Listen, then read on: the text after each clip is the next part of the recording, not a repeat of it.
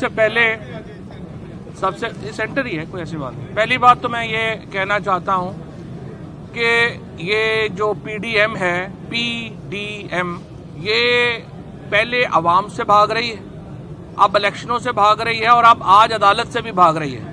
کبھی ایک وکیل آتا ہے کہتا ہے جی میری تیاری نہیں ہے، پھر دوسرا آتا ہے کہتا ہے میری تیاری نہیں ہے، پھر تیسرا کہتا ہے جی میں کہیں اور مصروف ہوں۔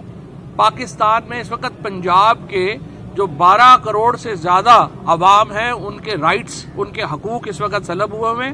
پاکستان کے آئین کی بنیاد قرارداد مقاصد کے اوپر ہے، اور قرارداد مقاصد یہ کہتی ہے کہ پاکستان میں جو اقتدار اعلیٰ ہے وہ اللہ تعالیٰ کی ذات کو ہے، جس کو پاکستان کے عوام کے نمائندے chosen representatives of people of Pakistan exercise کریں گے۔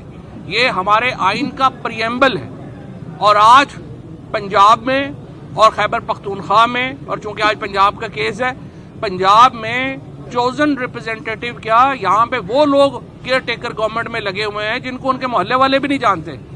انہیں شاید گھر والے بھی دوسری دفعہ سالن مانگے تو پلیٹ اٹھا کے مار دیں کہ تم لوگ کدھر آ گئے ہو۔